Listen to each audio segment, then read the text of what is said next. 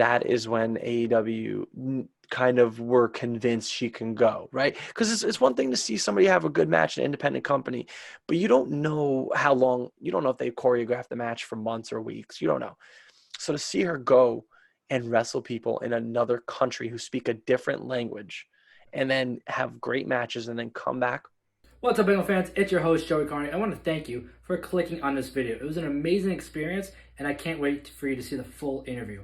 Now, if you haven't already, don't forget to like, subscribe, and comment down below your favorite part at the end of the video. Now, enjoy the show. Let's go, let's go!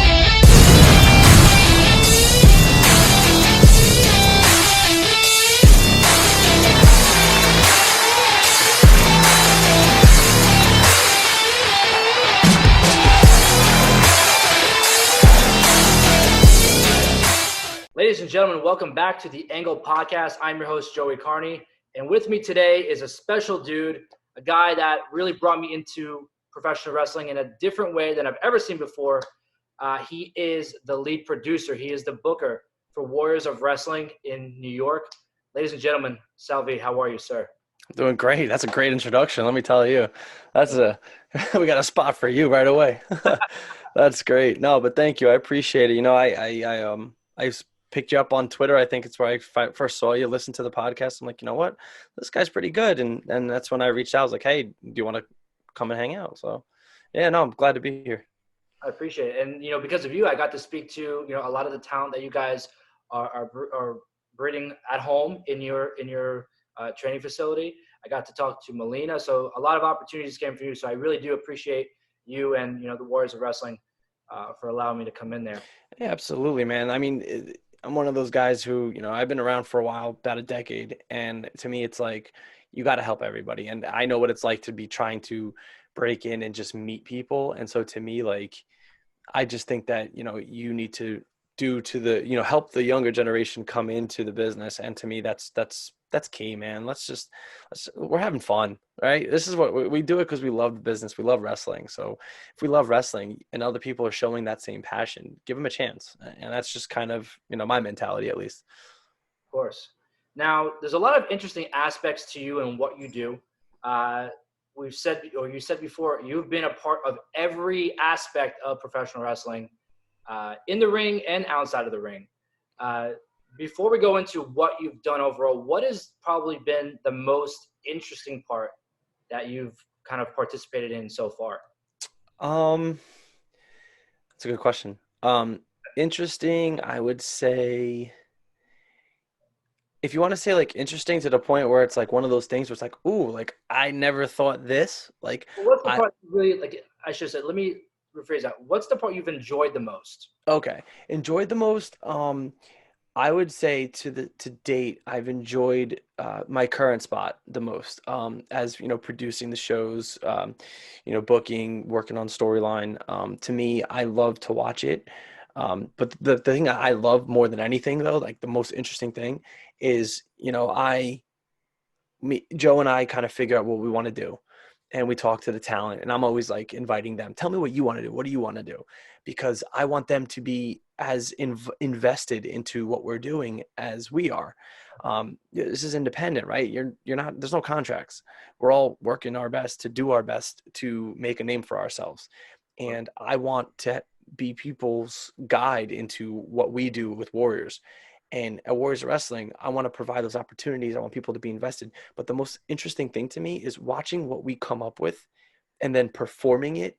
Because I watch the crowd, like at the shows. Like, look, we have a hand cameraman, we have a hard cam. Sometimes we have a third camera. I get to see it, right? I see the raw footage of the matches. So what I like to do is I like to watch the raw footage, then I watch the edits because, you know, we edit things to make it look good. And I see the raw footage. I'll worry about that then. But when I'm at the show, and I think you've probably seen me, I hang out in the crowd because I want to feel the crowd. I got to see what they're, you know, how they're reacting. I hang out behind, we have broadcast booth. So I hang out behind the broadcast booth. That's where I'm mostly found, is gorilla position or broadcast booth. That's where I normally, I flip between the two. And then I go and feel the crowd, because it's so cool. And the part that's so intriguing to me is we thought about this 3 weeks ago or 3 months ago. And right now they are reacting. And sometimes it's great because they react exactly how we hoped. And sometimes it sucks because it's like, oh, that didn't hit. Like, that's not what we expected. We've had plans for somebody to continue to progress. And all of a sudden, in the middle of the match, we had a guy who got pops, and we were like, oh, that's not the plan. And we have to take it. And to me, it's like, we're not going to shove it down their throat like, oh no, like this guy, he's a good guy and he's a face. And look, we have to do this correctly. This is a performance. This is entertainment. And to me, it's like, I want to protect what we do. And at the same time, I want people to have a good time and come back. And to me, it's like watching that. But it's so interesting to see how the fans react to what we think they'll react to, or how we want to get their reaction. So that to me is so cool, to just be a part of the show and have the idea and then watch their reaction. That to me is like, has been the most rewarding and interesting part so far in my 10 years doing this. And I think that, I mean, I've been to, as a wrestling fan, I've been to hundreds or countless times, I should say, live events for, live televised companies, independent shows there. And I can say there is nothing like a Warriors of Wrestling crowd. I mean, these people Thank who are you. there, they live and breathe the product. I mean, they got their shirts, and it's a different feel from anything that I've ever experienced. And I brought my dad Thank you. when we were there, and we looked at each other and we're like, this is crazy. Like, this is something really different. And, that's due to what you guys are doing backstage, and that leads to what they're doing in the ring. So the whole, system that you guys have there, I believe is a success in my. Thank you. Thank you. I mean, Joe's been, he's been doing this since 2000, I want to say 2007, as we approach the 13th year anniversary. I believe it's 13. And I joined, but to hear you say that, I joined in 2010. But to hear you say that is, it's awesome, because that's what we're doing. We have our talent. We bring in, every company has to bring in names for the draw. And sometimes we've brought in guys, like Matt Hardy, let's just say we brought Matt Hardy in, or we brought in more established names like Homicide. And we've had Drew McIntyre on the show. We've had Jinder Mahal on the show. And we have all these guys. But the thing is, the fans might come to see X-Pac at a show. They might come to see Tommy Dreamer, but they stay for guys like Darius Carter. They stay for guys like Chris Steeler. They stay for the names. They stay for Vinny Pacifico. They stay for Prolific. We have guys that they're coming to stay for. They stay for Team Torment. And that's special to me, is to say they came to see this name that they've seen on TV or seen growing up, but they come back the next month. They are buying the t-shirts. They're invested. A lot of independents, and this is not their fault, this is just the way the business is, they don't book for months and months of time. Or when they do, the people in the back know more about what's going on in the story than the fans do. That's a problem. And we try our best to not let that be a problem at Warriors. We try to make sure that the fans know what's going on. I think you've seen me. I hop around the crowd. I actually ask people. I say, "Who's your favorite wrestler?" They'll say like John Cena, or they'll say Roman Reigns, or I hear Kurt Angle, or I hear AJ Styles. But then I'm like, okay, great. Who do you like at Warriors? And then they'll say whatever they'll say, and I'll say, well, do you know what's going on with him right now? And they'll tell me what's going on. And then I'm like, oh, good. And it doesn't work anymore because now I'm known. People know who I am. So it doesn't work as much anymore. But now I have people coming to me with their suggestions on what we should be doing. So it's so now I kind of hide from the fans now. But the fact that they're invested in saying, hey, this is, Abdul Nasir and Darius Carter are coming together, and they're the hostile collective, but they need more help. Like, it's like, they're invested because they're telling me what we should be doing. And that to me is like, that's crazy. I don't know if any other indies are doing that. And if they are, that's great. But, we're so focused on what we're doing that I don't care what other people are doing. I don't care what other companies are doing. And back to what you were saying also from earlier about how you kind of let the guys and girls tell you what they want to do. Yeah. You can see that in the ring. It's authentic. I mean, I've talked to your superstars, before the show starts. I've watched them in the ring and I've talked to them after, and they live and breathe their character. I mean, for example, Prolific. I mean, I bought one of their shirts from them at the event because I was like, these guys, they are the future of factions in wrestling. I've been a fan of the prod of wrestling since I can remember, and you can kind of, and I know you can too. There's a feel that you get with certain people where you're like, that's money, Right. Thank you. You guys have men and women who are just like, I'm blown away. Right. That was Joe's idea, actually. Prolific was Joe's idea. Yeah, that was Joe's idea because we had Marcus Marquis, who was just coming out of a tag team. We're like, all right, what we're gonna do with him? We don't really know. And then we had Isaiah Wolf, who had a lot of success with us. So we're like, and they're both homebred Warriors. They started training at the Warriors training facility in Staten Island, and they started there. I remember training Marcus Marquis. I remember because I was one of the trainers at Warriors. I remember training him. When I had stepped away from the business for a little bit, and I didn't meet Isaiah Wolf till I came back, but I trained Marcus Marquis on just how to bump and roll. But to watch these two kids develop and get better and better, they had nothing to do. Joe said, "Hey, what if we put them together?" They named themselves Prolific, but we threw them together in a tag team in training, and it worked. And then we're like, you know what? Let's just have them team and see what happens. And it just took off. And they're interesting because when we go to, it depends on where we go, but in Brooklyn, the fans are into them. They love them. And when we go to Staten Island, they hate them for all the right reasons. And to us, it's like, oh, like they're very interesting because they are the same wherever they go, but they'll get cheered or booed depending on where we go as a company. So they're a really interesting talent. And you, like I said, your roster, your students. I watched, I was at the couple of shows that you were able to put on, during 2020, and I was just in awe just watching because, like, thank you. You have the veterans that you guys bring in, to help raise the bar for them. Sure. They're the stars in the ring, We try, man. Veterans are there to help them, and they're making the veterans look good. Right. And, we've always had good feedback. A lot of guys came in. I think one of the shows you're at, I know we had Gangrel. I think you were at one of the shows with Gangrel. I believe you were at one of the shows. Right. That was, yes, when he wrestled Vinny Pacifico in Brooklyn. And that was a good match. And then we've had Tommy Dreamer, Godfather, in the 2020. And I could tell you when these guys come in, I make sure I introduce myself. That's for the first thing that I do. And this is a booking 101, I guess you can say. I run around, and when I'm running around, I make sure the run sheet's in my hand. The reason I do that is because I got a lot of questions the whole time, like, hey, when am I on? What am I doing? But the real thing that I'm doing when I'm running around, I'm holding that so everybody who doesn't know me knows that they can come to me because I know what's going on. I mean, Joe and I, we spend, 3 weeks booking the show.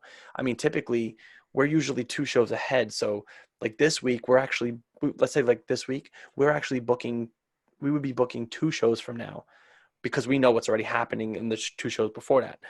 So I run around, but I've had guys like, Godfather, Tommy Dreamer come up to me. Hey, what do you want from me tonight? And I say, look, I'm not going to, and this is what I say every time. I'm not going to tell you how to be you, but what I am going to do, I'm going to introduce you to who you're working with. And I'm going to let you do what you want. I would like for this to happen to get our talent over. However, or, whether it's heat or if they're going to get a shine, if they're going to win, they're going to lose, doesn't matter. Just get my talent over. That they know that's why they're here. They know they're here to enhance us, and they don't mind doing the job. I mean, they're getting paid good money. And when I do these things, like I had this idea with Dreamer. It's a good example. I said, Dreamer, look, I really want to do something cool with you. And do you mind if I said, what if you didn't come out to your music? And he was like, what do you mean? And I was like, well, what if you're just, we come back from intermission and you're sitting at the signing booth and one of our talents starts calling and starts bickering and starts, calling you out. He was like, all right. He goes, and I'll be in gear. I'm like, yeah, you'll be in gear. And then he was like, all right, cool. That works. And then, cause it was a 6-man tag. He's like, and then my partners will meet me when I get to the aisle. I said, yeah, exactly. And then he was like, how long? I said, we're going to do the match plus segment, 18 minutes. And he was like, I might go over. He goes, but is that okay? I'm like, listen, you tell me if that's what you want to do. If you want to give me more, than what I'm asking for, go right ahead. Do it. Um, so we've always had that kind of interaction. That's just one for an example. When they work and then they go back, I go back to them. Hey, how was it? What can we do better? What can they do better? They give me their feedback every time. But the thing is, the bottom line is they ask us when they can come back. We've had Tommy Dreamer say, hey, look, I'm down to come back anytime. I think he's done like 5 or 6 shows with us already, Tommy Dreamer, over the course of, 10 years. We've had, Fatu's come and he's come in and he was a ball of energy and he was so cool to work with. And Gangrel said, I'll come back anytime. He goes, you guys are great. So it's great to see these names come to us and say, hey, this was great. I'll come back anytime. We've even had Homicide in a storyline. He guaranteed us 4 months. Melina guaranteed us 6 months. We had 6 months with Melina. We built it with promos. I mean, she wasn't every show, but she gave us the promos. She gave us a talent. She won the Warriors of Wrestling Women's Championship, World Championship actually, because Nyla Rose had that previously and she defended it in Japan. So it's technically a world title. And we had Melina do that. When we did that, our women's division, I'm going to tell you right now, like our YouTube channel popped. Melina won our title on Twitter and she put it on Twitter. People didn't even know she was still wrestling. It was crazy. She had like 3,000 likes. I was reading the comments, didn't know you were still wrestling, didn't know you could still do it. Congratulations. What's Warriors of Wrestling? What's the women's title? What's the women's scene? All of our YouTube videos spiked. I mean, we have 165,000 YouTube subscribers.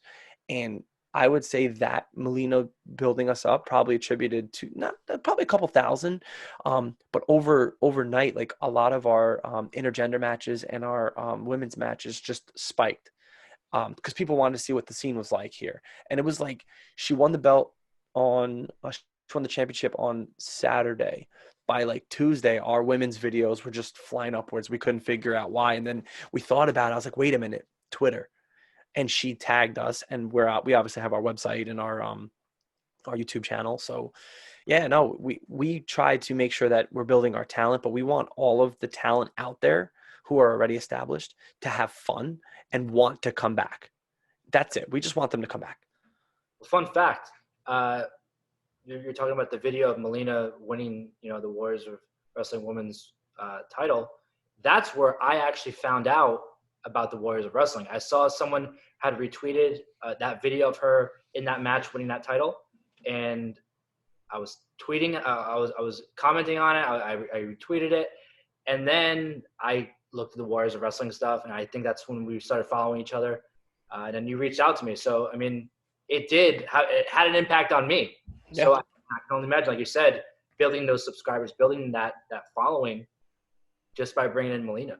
Yeah, no, it was crazy. And like I said, we were just hanging out one night and Joe and I were talking and I was like, cause we talk every morning. So pretty much every morning he's driving home from work. He works a night shift. I'm driving to work. So we talk, we have an hour drive that we're actually passing each other. And I said to him one morning, I said, hey, I was like, you still cool with Melina? And he was like, yeah. Because they have a good history together. They've done a lot of business together. Joe does signings too, so he's done some signings with her. And I was like, huh. I was like, he goes, what are you thinking? I was like, can we get her in for a show? He goes, yeah, of course. I was like, can we get her in for 5 shows? And he was like, I don't know.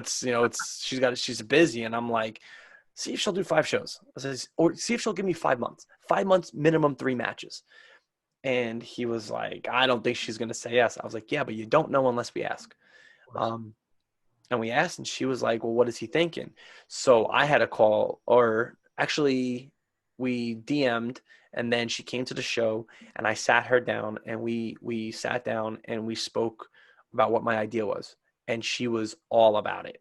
And so, we became real cool, and she came, and she really enhanced the women's division for us. Unfortunately, due to COVID, she had to relinquish the belt. She did move to the West Coast, so she was in Brooklyn at the time. So we had to relinquish the belt, and unfortunately, things like this happen. But obviously, no problems. Like, we're still talking to her. We still talk to her. It's totally cool. But like, we don't know when she's going to come back, and because we don't know that, we can't. She understood it was business. It's business. But No, yeah, we try to make sure that people enjoy working with us. there's a lot of different aspects to the Warriors of Wrestling I do want to get into. Yeah. The first one, I think it's probably the most important, is your school. The talent that we're talking about, the shows that you're talking about, your talent comes through your school. What is, for the people listening, what is your school all about? And kind of give more, I guess, in-depth detail as to, what they will get out of the school. So Warriors Wrestling School started in 2010. I was so technically, I am the first student of the Warriors Wrestling School. I am the third product of Warriors, but I'm the first student because they had people that were training like before shows and stuff, or going to like open rings. So the Warriors Wrestling School. So you understand this. Joey B, he is the owner of Warriors Wrestling. He is the head trainer of Warriors Wrestling. He was trained by Johnny Rods, right? So Johnny Rods, he was trained at Gleason's gym. He was trained. He trained with Vito. He trained with Matt Stryker. This was after Devon was signed to ECW. So he went to Johnny Rod's school, and he was trained there. They had a falling out, and Joey started his own shows, which led to the schools. We teach, and this is no like, we're not stealing anything. Some people will say it's stealing. We teach the way Johnny Rods teaches. Okay. So we're teaching how a Hall of Famer teaches, because we're trained. Joe's trained by Johnny Rods. I'm trained by Joe, so I'm a product of that too. Now, I had other trainers too. I mean, we've had other people who were trainers, and I was trained by them as well. I had other guys on the roster who helped train me. So we've had guys like, we've had Spartan, but Will Ferreira in Ring of Honor. He was one of, I don't know if you know him currently. He's a producer of Ring of Honor, but he was, he did the Future of Honor. And so he trained me. I had Logan Black. He was one of my trainers, and Jason Karloff trained me a lot too. All Warriors guys. Trained from other aspects. A couple came from Gleason's. A couple came from other schools.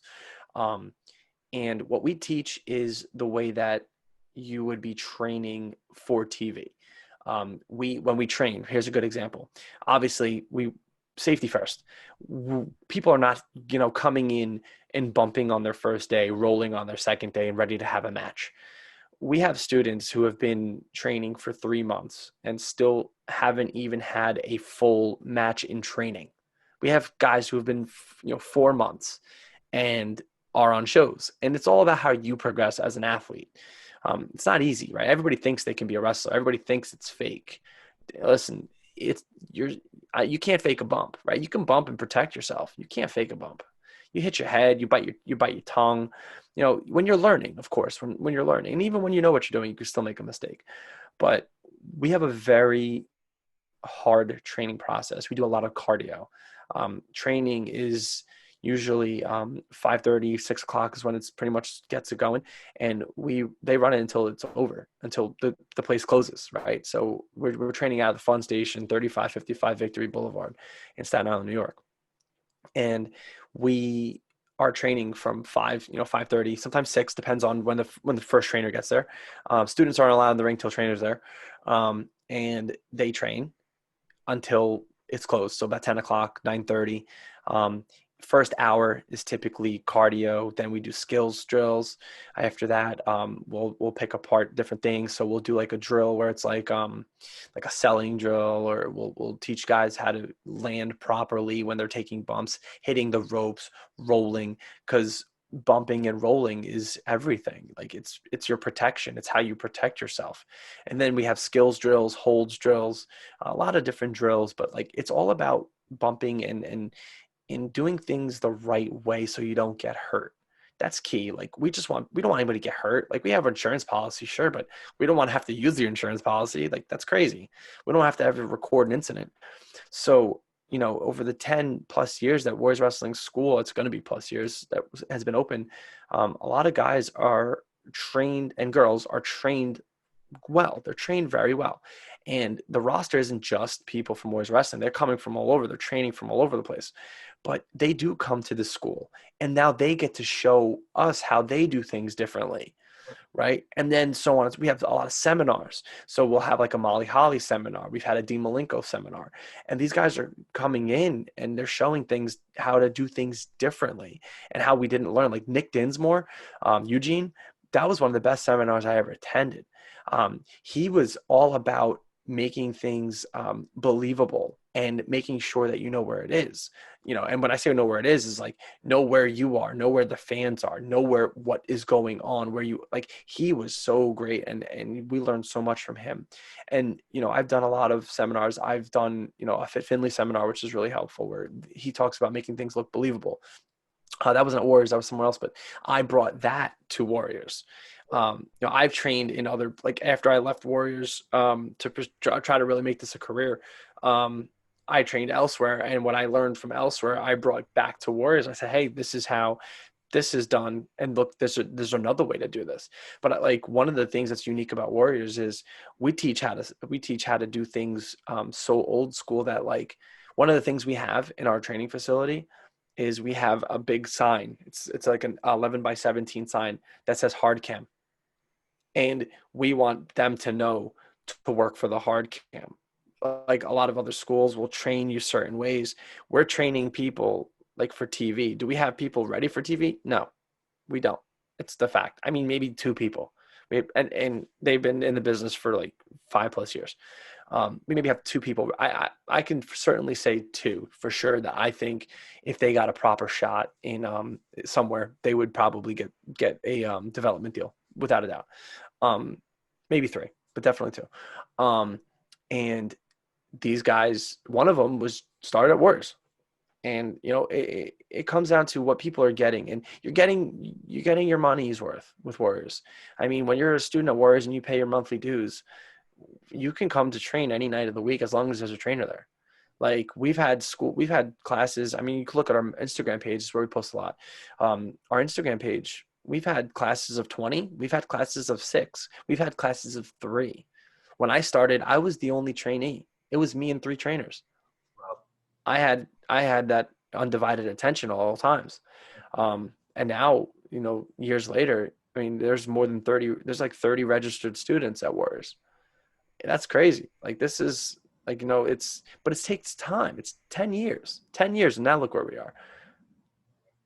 Yeah, I can tell, from what you're saying and from what I experienced when I was there, that this is, if anybody's listening in the area, the New York, the tri-state area, really, and you're looking to get into professional wrestling, this is the place to be. It's not only the in-ring stuff that I noticed, it's more of like the moral stuff too, the ethical side. Because when I first, walked through the door, the first day that I, went to go talk to you, everybody there, not knowing who I was, came up to me, introduced themselves, shook my hand, and it was just like I was like, wow, this is something really unique, and there's a respect level there. Yes, and that's 100%. That's taught to them, through you guys, through the trainers, through the ups in Warriors of Wrestling, and that to me was like, this is a place you're gonna get your money's worth. And then after I saw the in-ring action, I was like, man, sold me. Yeah, well, that's good, man. Let me tell you, I mean, the first rule of Warriors is respect. That's the first rule of Warriors Wrestling. Respect everybody. You don't know anybody's life story. You don't know where they're coming from. You know that they love wrestling. You know that you love wrestling. So respect them. That's it. It's very simple. Faces there that I recognized, like Melina, for example, when I was there the first time. And there was other faces I didn't recognize, and every single person came up to me and shook my hands and introduced themselves and said hello. Like they knew exactly who I was. Yeah. And it was really cool, and it was impactful. because now it teaches me more, when I go to different shows, how to act. Yeah. I'm not even a student of the school. So, But you learn something, right? You learn that for free. exactly. No, but it just shows how much value is there and how it can be carried over so easily. Mm-hmm. It's more of the little things than it is, everything. And those little things add up to the big picture. The thing is, and I thank you for noticing that, because that's something we teach. Look, you get to a show, listen, put your bag away. I don't care if you know somebody, that you can say hi to them last. They know you. Go say hi to every single person, because if they're there, if you are there before the door opens for the general public, you need to introduce yourself to everybody. It's a respect thing, because everybody there is trying to enhance the product. So say hello. Second of all, it's just good business. Just say hello. Say hello. Greet them. You never know who can help you. That's another thing. Hey, look, you never know. You can go up to somebody, like, perfect example. They all went up to you. I didn't tell them to go up to you. I didn't tell a single person, hey, the Angle Podcast is coming. Make sure you say hi. Nope. They just know. If you see a face there before the general public is there, you say hello. Usually you can tell if somebody is working or if somebody is general public. And when they're general public, you just ask them to leave. And if they're work, you could just tell, like, there's an energy about people.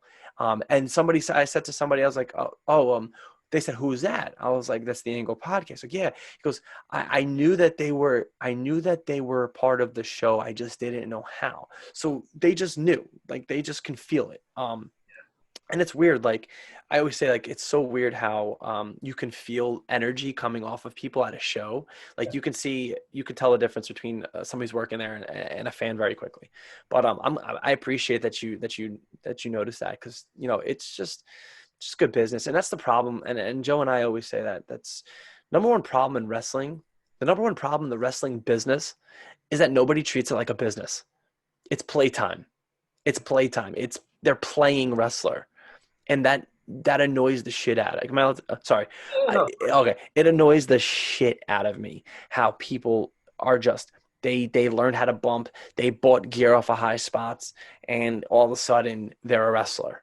Oh, okay, they're a wrestler. They don't know what they're doing, but they're a wrestler. Ask their uncle, they'll tell you. And that to me is, like, so disrespectful, because you can then tell when somebody emails us, yo, I wrestle, check out my match, and then they give us like a 3-minute highlight video of, like, shitty spots and bad bumps, and it's like, what? Like, no. If you want to get booked, it's very simple. Be respectful. Listen, there's no wrestling resume, right? People make a this isn't corporate life. Do me a favor. I don't care how many seminars you attended. I don't care who trained you. Send me a match. You send us a match. We watch the match. If it's good, we tell you to send us another. Yeah. And then we tell you, hey, I know if you're close, come to the school one night. Or, hey, you're far, come to a show. Bring your gear. We don't know if we have a spot for you. Bring your gear. Maybe they'll get on we have a pre-show. Like, we always joke around, like, in the back, we joke around, hey, we have the world famous independent pre-show, which is that's where we try guys. That's where we try our students. That's where we try guys. But, like, even then, and I think you've probably seen it, like, even then, the fans aren't there, but there's the respect of the wrestlers. We have a monitor that we can see everything in the locker room. Yeah. The entire locker room is huddled around the ring for the pre-show. That's how it should be. I mean, the TV. Sorry, they're huddled around the TV on the pre-show, and they come back. These kids or these new guys get bombarded with, "Hey, that was great, but do this. This was awesome." Or, "Hey, this one thing, fix it." Or, "Hey, that was really bad, but this is why it was bad." At Warriors, you never get "this was bad" without a following of "it was bad because this." Of course. That's big to us. We want everybody to be good. And, when I was there last time, I think the last time I was there was April. Oh, no, sorry. Was it April? No, it was February. I think it was February. February, yeah. Beatdown, I think, was the last one I was at. And yeah. I was there for the pre-show, and there was fans coming in, and they were rushing in like they wanted to see the pre-show, Yeah. So I get exactly what you're talking about, where, the pre-show is still the show and everybody's, involved with that as well. Yeah, Uh, absolutely. for those listening who either live in the area, want to get involved, or who don't live in the area and still want to get involved, how could they reach the Warriors of Wrestling School? Where can they find it? Best way to find a school. Okay, so Instagram is always really helpful. I mean, we have a pretty big Instagram account. I would say Instagram, the website's good. That's a good spot. I mean, it's kind of, it's 2020, so website. Um, I would say the school does have a page on Facebook. That's a great way to get in contact with us. There's like me, Joe, there's a couple people who run the messages there. So you're going to get one of us. You're going to get a response. But Instagram too is helpful, or they could just reach me directly, like on Twitter, at SalveyB. You can put the links up. But it's really easy to get into wrestling, which is a bad thing. But if you do it the right way, it can be rewarding for the right people. Yeah. And I'm seeing that now as I, really interject myself into the business more and more. I'm seeing exactly what you're talking about. Even with people who call themselves superstars, like you can see the different levels of, the respect for the craft and also respect for who they're working with. It's really unique to see that now that I'm more involved in it. If you ever catch somebody who says, if somebody in the business, right, quote unquote, air quotes, if somebody in the business has to tell you they're in the business, you probably should check them. Because honestly, if you have to tell people, oh, by the way, I wrestle, blah, blah, that's kind of weird, right? Like, you don't see like MJF walking around saying, "Oh, I'm a wrestler, guys." Like, no, he just carries himself a little differently. You don't see you don't see guys in WWE talent reminding everybody, like, yeah, they have a much larger platform, but you don't see guys going around who are treating it like a business, telling everybody that they're treating it like a business, right? You shouldn't have to remind people what you're doing. It tends to be more of a lifestyle more than anything, where you're a professional wrestler. This is what you do, and you do it. Right. I mean, look, I think it's something. I remember reading a statistic one time a couple years ago. It's something like 12% of professional wrestlers in the world do it full time. And I think it's less than 50 actually like treat it like a business. So these guys could be they could be washing your windows one night. They could be a manager at an insurance company. They could be a car dealer. They could be working at a car dealer as a marketing guy. But on the weekends, they're wrestlers, and they even carry themselves differently when they go to the gym. And it's not like, oh, like I'm, whatever, however they're dressed. It's not about that. It's just, it's people treat it like a business. Those are the people who make it in the business, or at least they get an opportunity. Yeah. And now that we're really talking about, the business side of professional wrestling, I kind of want to get into what you do with the Warriors of Wrestling backstage. You're the booker, you're the lead producer. Yeah. What goes into really coming up with, just give me more in detail of what exactly you do. Sure. I mean, well, you need patience. That's the number one thing. Booking an independent show is a lot different than booking TV, right? So if you're booking TV, you have contracts. You know who you have, right? You can see ratings, right? We have YouTube views, but we don't have contracts.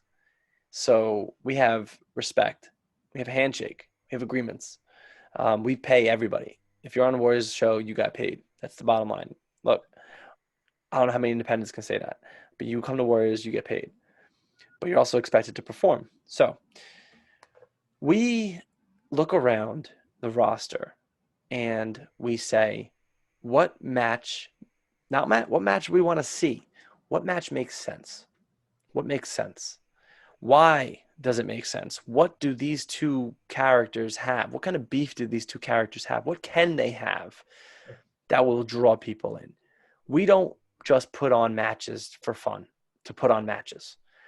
Everything we do is a story. I mean, obviously you have your one-offs that have, we try to see if it works. But to book a story, the way I do it is, I don't know if it's the right way or the wrong way. This is just the way I do it. I say, okay, who do I have that I can trust? Right? Who can I rely on? Who's going to give me the promos? Who's going to give me their time? Who's going to come to the show early? Right? Who's earned it? Who's good enough to do this? And then I say, how long do I want to do this for? So what I do is every let's just say I'm booking the storyline, 2 guys. I don't want to like, so let's say A and B. All right, so A and B, I'm going to put them in a storyline, and I'm going to say A and B are going to wrestle, and let's just say it's not for a title. Let's just say it's let's say they're fighting for a roster spot. So they're fighting for a roster spot. What I'm going to do is I'm going to say, okay, how does A wrestle? How does B wrestle? How are we going to mesh them? And then I say, how long can we do this for? And then I say, what's the escape plan? So meaning, let's say I plan it for 6 months, but say it's not working. I have an escape plan. It's how am I going to get out of this angle at any time? How am I going to get these guys out of the angle? Not how am I going to make how am I going to make the blow off come earlier? That's not, sometimes you don't even get to do that. You have to say, how am I going to do this? And then my job after that is I then start a group messenger within me and that person and the other person. So I have A, B, and me. And I say, okay, this is what I'd like to do. This is the genesis of this feud. What do you guys got? What do you want to do? And they'll riff. Well, all 3 of us will riff, and I'll say, okay, I feel like your character would say this in a promo. Am I right? And sometimes they're like, well, yeah. Or sometimes they're like, not exactly. Can I tweak it? I'm like, yeah. What do you want to say? They say it. Okay, they figure it out. Okay, great. One rule. Just go by the bullet points. So I give them bullet points. They just make sure they hit them, make it their own. So when I write something, I get excited because I'm passionate about it, and I tell them, here's my suggestion. Do what you want. Just hit these bullet points. And sometimes I see what I wrote verbatim is said, and sometimes it's not what I wrote at all, but it's the so what I do is I give bullet points. So I say, you want this spot, you've been training longer, and the other person doesn't deserve it. And by the way, I want you to say this. I want you to say this stern but not angry. So now I've laid out how to deliver the promo and what to say. And sometimes it's like, okay, I do earn it. I will prove to you I earn it, and this, right? And then it's like, okay, so we started it. And they wrestle, they have their match, we see how it was, and then it's like, okay, I read the fans, how did they react? Okay, they're into it. I look at the YouTube views, I look at the Facebook views, I look at the Instagram views, and I'm like, okay, I look for comments, right? It's big to look in the comments because that's your audience, right? We're not doing it for ourselves. And then I read the audience the next show. We figure out what's going on. We have our matches planned. So then it's like, okay, on show 1 and 2, there's matches. However, whoever wins, however they win, whoever loses, whatever. But then it's always like, do we need to do a match? Does this need to be a one-on-one? Can this be a tag match? What other feuds on the roster can I bring into this and make it a tag match? Or, you know what? I don't want a match. I want to do an angle. I want somebody to show up at the other person's house. I want A to show up at B's house, and I want them to fight in the yard. I'm just throwing this out there. Yeah. Or, you know what?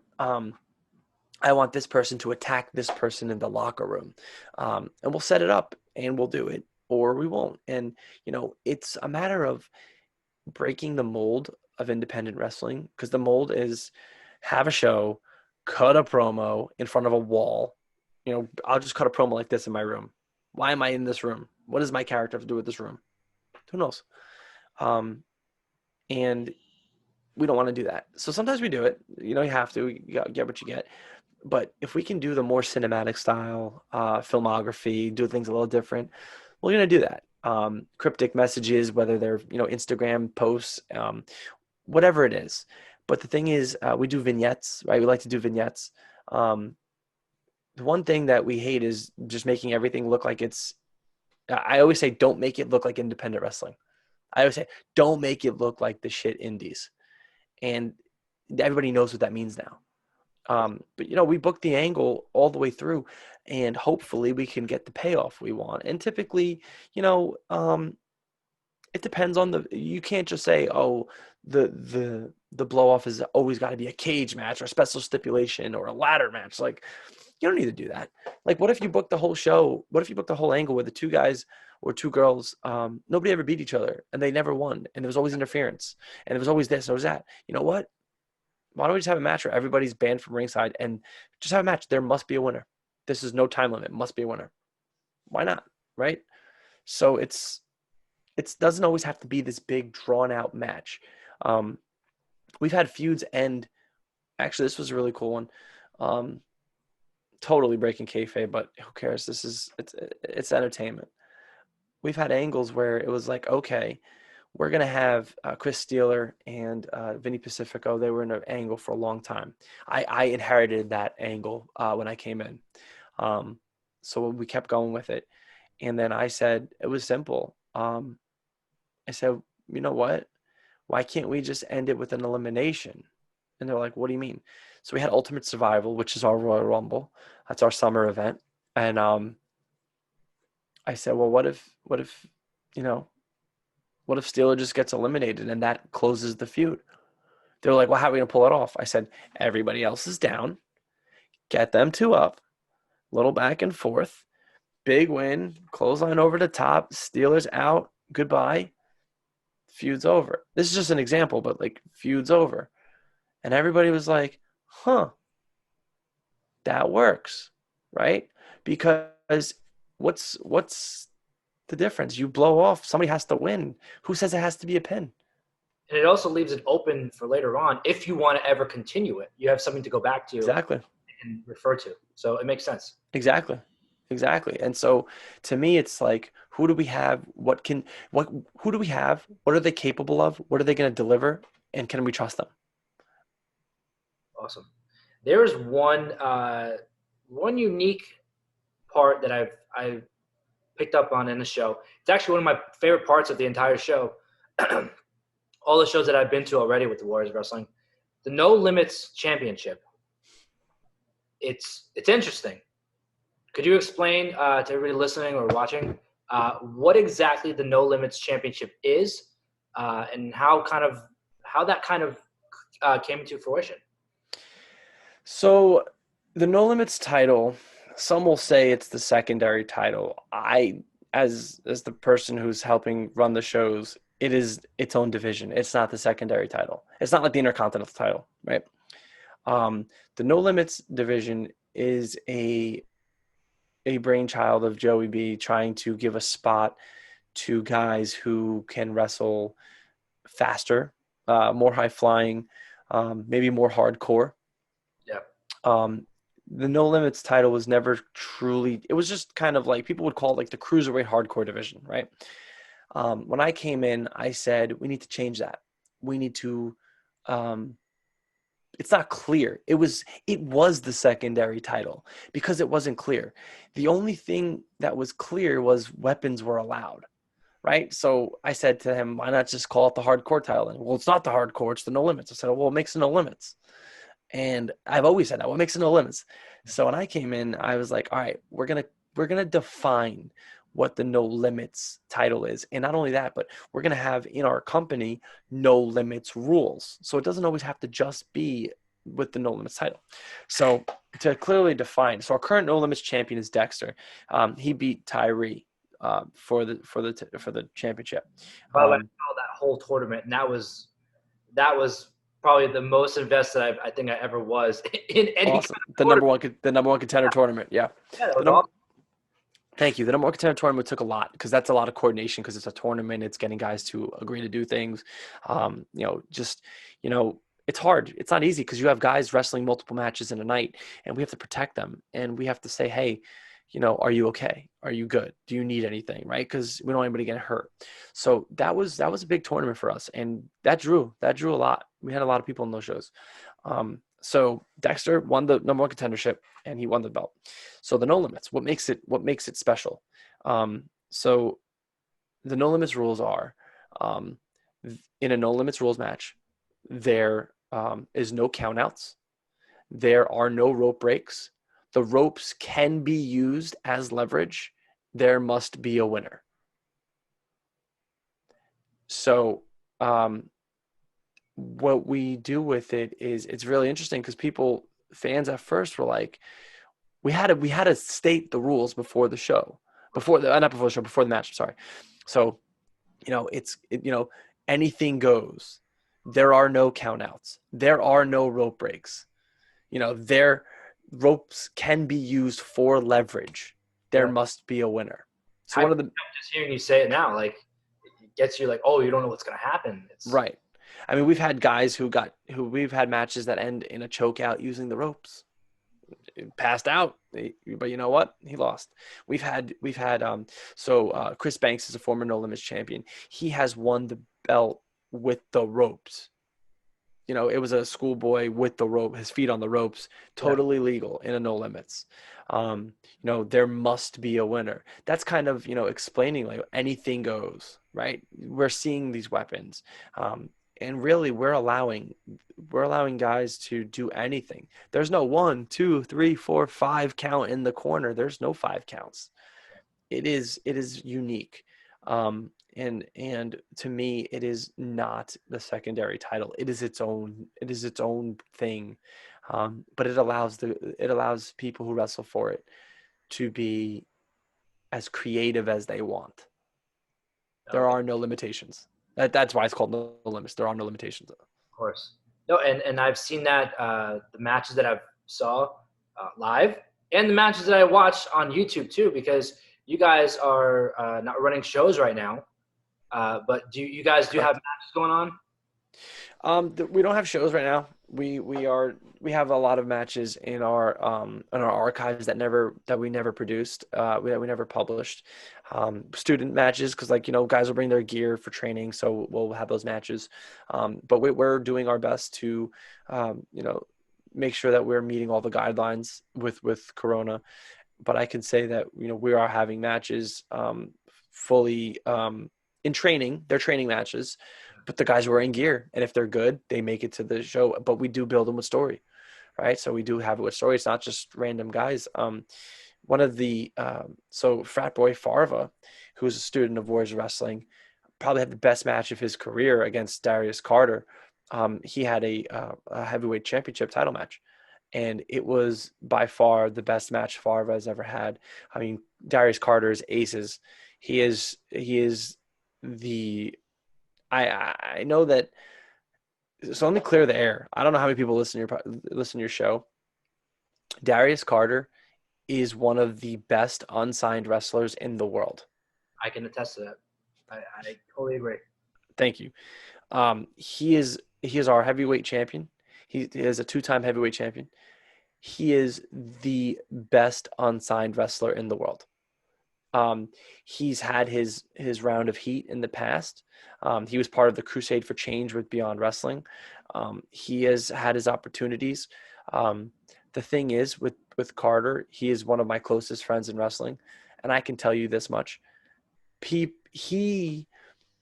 people believe that the gimmick is the person,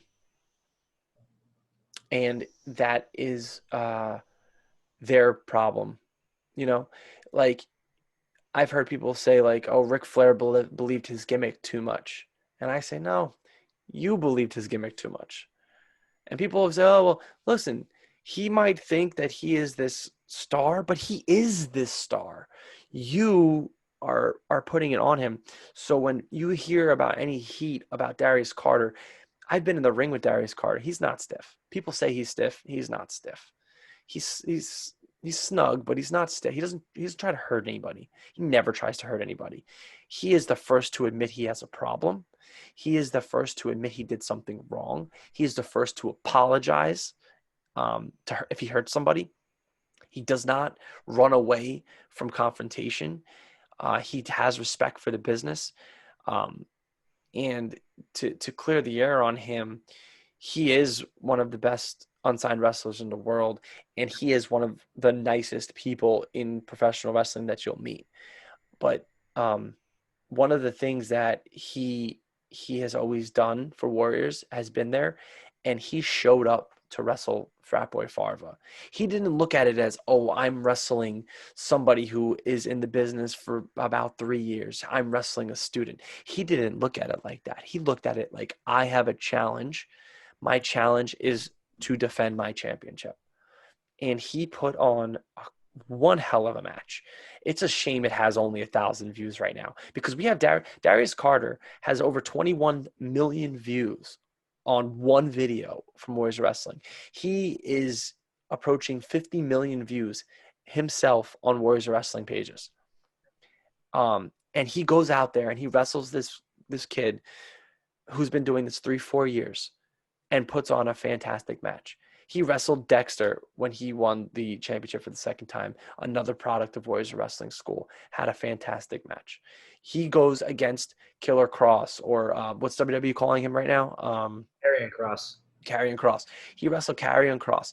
And Karrion Kross and him had a phenomenal match. And Karrion Kross that night came to me and said, I just want to let you know, I'm excited to be here. I've heard things about Darius. And I said, stop right there. I was like, I don't mean to interrupt you. I don't care what you've heard. It's not true. I've been in the ring with him. I promise you he's not there to hurt anybody. I know that you're on the brink of getting signed. I have my contacts too. Sure enough, he got signed to NXT about a month and a half later. And I said, look, I know you're about to get signed. You don't have to worry. You're not going to get hurt tonight. I promise you. And I went to Carter when he got there. And I said, Carter, you need to go talk to Karrion right now. And he goes, or Killer Cross at that time. So you need to go talk to Killer Cross right now. He said, why? And I said, the rumors. And he said, got it. And I said, go talk to him. Assure him you're not gonna hurt him, and you better not fucking hurt him tonight. And then we both started laughing, and then he went over, and we were cool. And then Killer Cross came back to me and said, hey, thank you for sending him over. I was like, he was gonna come to you anyway, and he would have went to him anyway. So he was like, we'll see how it goes. I said, great, no problem. I looked at Killer Cross and said, look, if you feel something's wrong, do what you have to do in the ring. Do what you have to do. He knows what, anybody who knows business knows what I meant. He came back. I waited in gorilla position. I thanked both of them. And I looked at Killer Cross. I said, what'd you think? He goes, fine. I was like, I told you. He was like, if there was a problem, I would have told you. I said, well, thank you. I appreciate that. So there was a stigma there. He had the stigma there. He had his problems in the past. When people have more influence than you, there's only one side to a conversation. 100%. But yeah, so he came out and made Farva look like $1 million. And if you watch that match right now, was it recorded in WWE quality? No, we don't have those kind of cameras. But that match was a great match. I'm not saying it was Carter's best match. That's not what I'm saying. That was Farva's best match. There's a difference.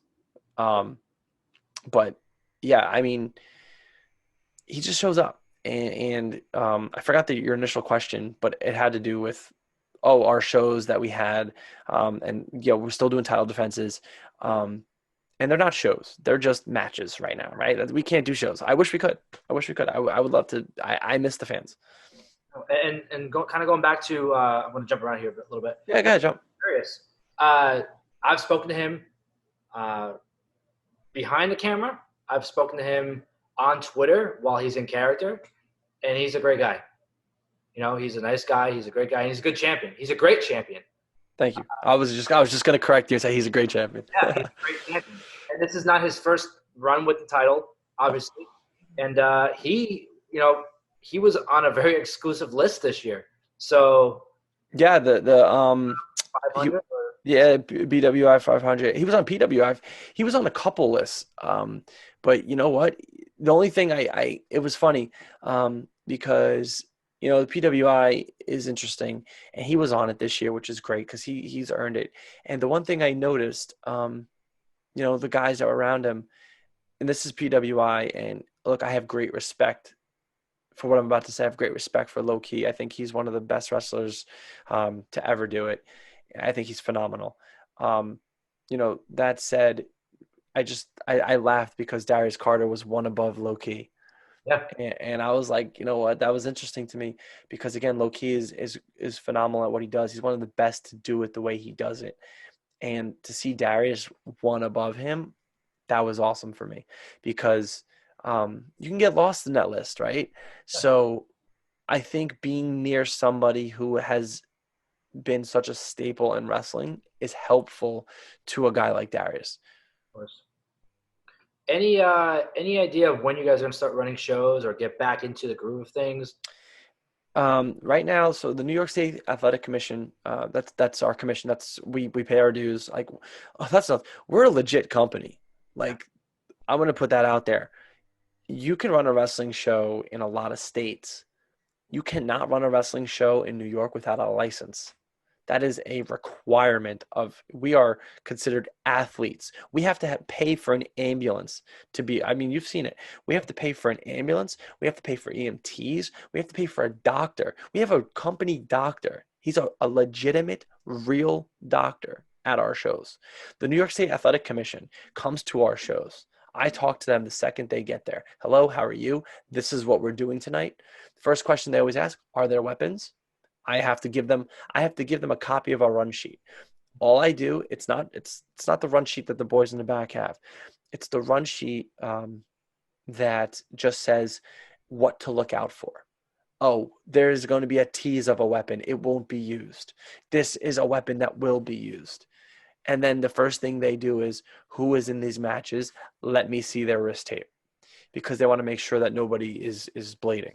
Um, I mean, they're not stupid, but we are a legitimate professional wrestling company. And because we're a legitimate professional wrestling company, we have to do things by the book. of course. And so we're waiting for the New York State Athletic Commission. Currently, youth sports is allowed to progress. Um, Limited audience, meaning AKA parents can be there. They do not allow grandparents at like a flag football game. You can't, no grandparents, no uncles, no aunts. It's people, it's immediate family, where immediate family is your direct bloodline, mother, father, um, I guess stepfather kind of isn't direct bloodline at all, but you know what I mean. Step parents, okay, brother, sister. So because of that, we can't have shows right now. So we're watching WWE very closely, and seeing what they're doing. Obviously, we can't do a Thunderdome, but we are doing what WWE is doing, which is confined spaces, confined location, where only our crew is. So for now, that's how we have to do things. But I can tell you this much: our competition isn't doing shit. Anybody who runs a show, and look, we're friends with these guys, right? It's not like we're mean, we're jerks, or at least I've never been called to my face a jerk by anybody. Um, but I can tell you that we are running with storylines to all of the qualifications mandated. Um, but I just can't wait. I mean, I don't have an answer. I wish I did. I mean, I can tell you this much. Um, you're seeing these pop-up shows coming up in New Jersey right now with these other independent companies, and more power to them. Um, but you know, we've seen other companies do shows elsewhere, and there's a lot of people there. And anybody who is nervous about Corona, you don't want them to blame your company. Like, I was fine, then I went to this wrestling show and now I got it there. And now all of a sudden you have eyes on you. And we don't need eyes. We've Warriors has had its share of eyes on the company, and we don't want that negative attention. Of course. And kind of to tie the whole package together, we're talking about the school, we're talking about the booking and everything. What are the biggest names you could say that have come out of the Warriors Wrestling School? People that obviously who don't know the Warriors, who don't know the students that we've been talking about, but the names that they could see on TV today, because I know a lot of them have been signed to go elsewhere. Sure. So they're not pure students of Warriors Wrestling. They were trained elsewhere. But I can tell you that the hype is real to these people. So Nyla Rose was signed to AEW. and at the time she was our Warriors Wrestling Women's Heavyweight Champion. She went on tour. We booked a tour for her to go to Japan. Well, she booked a tour, and we collaborated, and we actually had the title defended in Japan. She lost it, and she won it back thank God she won it back before she came back, because that would have been a problem. And so she had her tour. From what I understand, that is when AEW kind of were convinced she can go, right? Because it's one thing to see somebody have a good match in an independent company, but you don't know how long. You don't know if they choreographed the match for months or weeks. You don't know.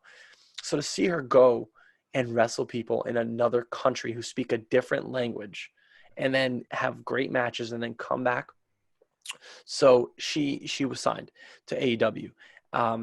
Obviously, we found out she was signed to AEW before anybody, and at that time we were like, okay, like that's awesome, but now we have to book differently now.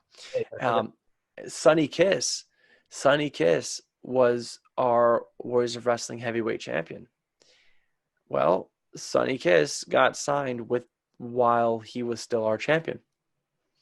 So, you know, we Joe gave them a shot. And we put them both on the top of our company. I'm not saying that they are the reason they got signed to AEW.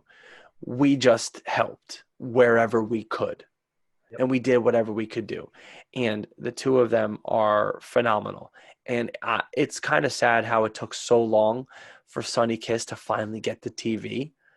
But that match with Cody was great. And now the career is starting. But it took a while. It took a while. I mean, Nyla Rose was on that. Nyla Rose was there, right? She was there. They were pushing. And like, it was always like, when is Sunny going to be there? When is Sunny going to be there? So, you know, they are making Joe especially proud. We don't have anything to do with how they were trained. We feel that we helped them progress as much as we could as a company. And, you know, the fact that they're signed is just, it's next level stuff, man. It's so great to see people who deserve it, you know, and I don't care what anybody says negatively about either of those people. You know, shut the fuck up. Like, they're great. They're great. I mean, great people, great workers. So right now, those are the two. I mean, we did have EYFBO, now known as LAX. They were in the company for a while. You know, Santana Ortiz, and they were phenomenal in Warriors. Every match they had was spectacular. Great times at Warriors. They were there for a while. That of course, they went to TNA before that, and now they're in AEW. You know, doing amazing things. But they were staples. They were at Warriors 12 months straight, 10 months straight. Always like, I've wrestled both of them elsewhere, and I could tell you firsthand they're great at what they do. They're so easy to work with. You know, I've had matches against them, and they're just so easy to work with. Awesome guys. But right now, that's people have come through Warriors, but I would say they did it on their own. Warriors helped them as much as they could, but with Nyla Rose and Sunny Kiss, those are special, and Joe has a great place for them, and he really does love them both. Like, he thinks they're both awesome.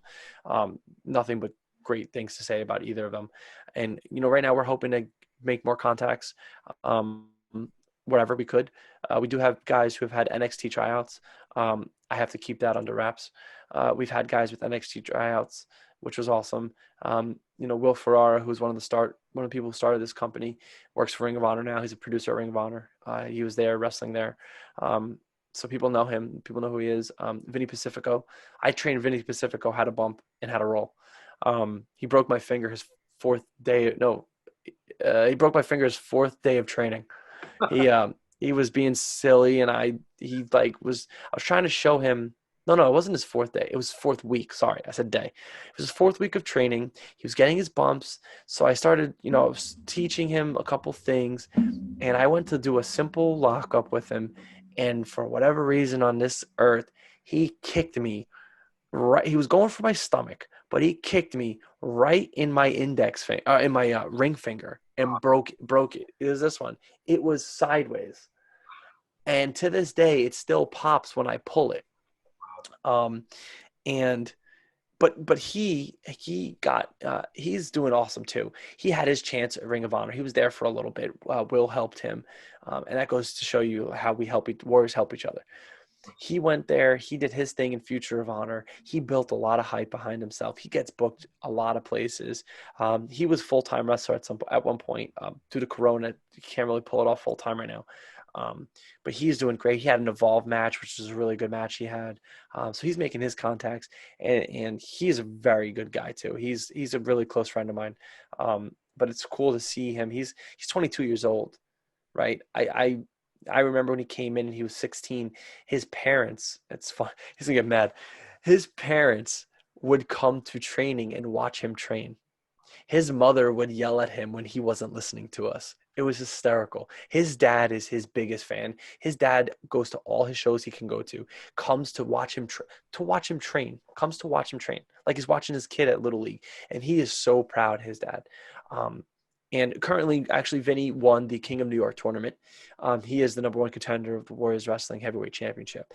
And we have some, him and Carter are going to have some words soon. We're going to try to do a contract signing. But these two guys are ready to go, and the clash of styles is going to be good. But we're hoping, that he can continue to spread the Warriors name as somebody who learned from Warriors.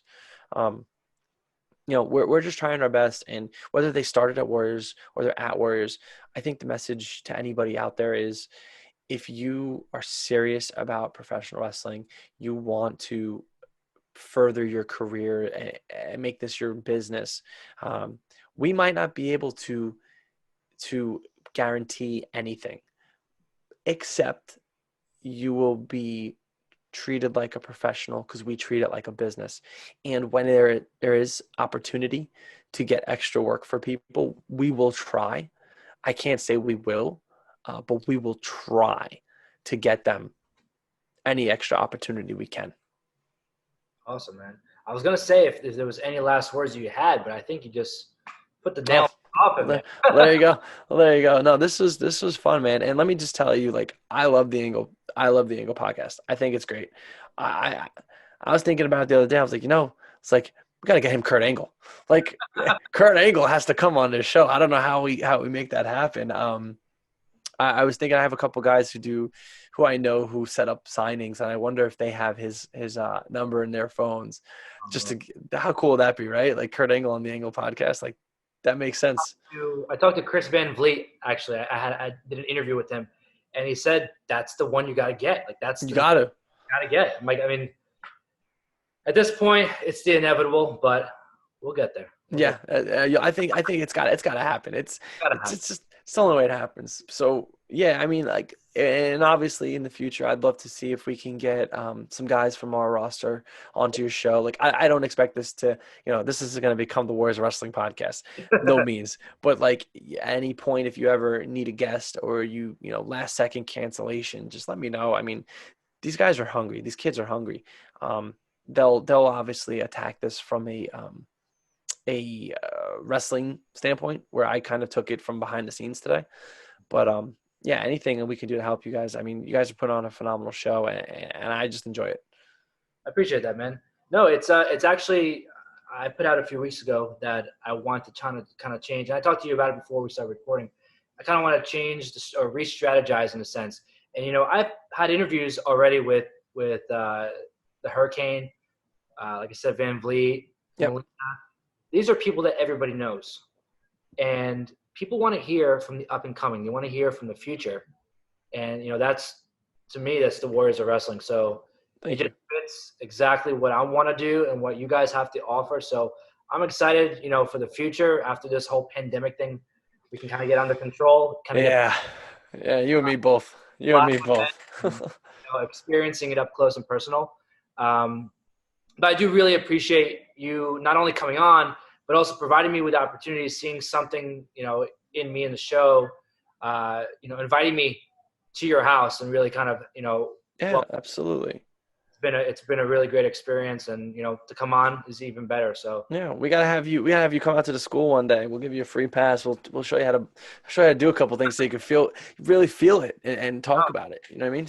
I mean, you watch it, you see it. I mean, if that's something you'd like to do, just to experience what it feels like. But yeah, no, I mean, again, like I have a passion for teaching and helping, and you have a passion for wrestling. I can see it. I can see it in the show. I can see it in your production quality. So, anything I can do to help anybody out there too. If anybody wants to reach out to me, has questions about wrestling, I'm more than happy.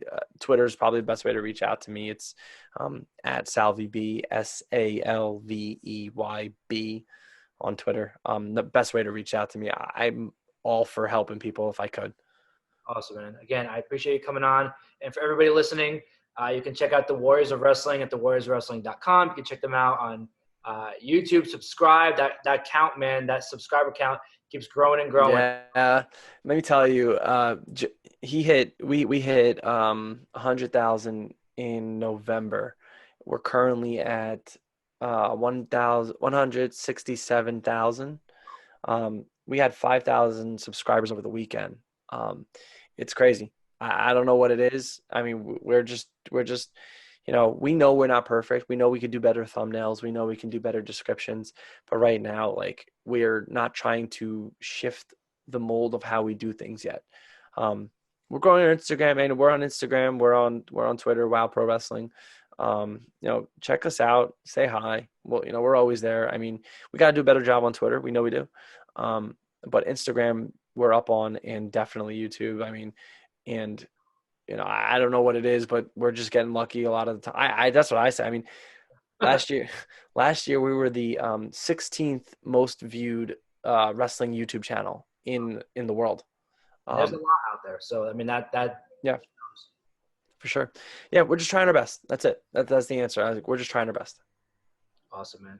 Again, like I said, thank you for coming on, providing me with the opportunities, everything we just went over, and yeah, stay safe, and we will keep in touch, and hopefully we can get back to shows, and I can come out and see the Warriors of Wrestling do their thing. 100%.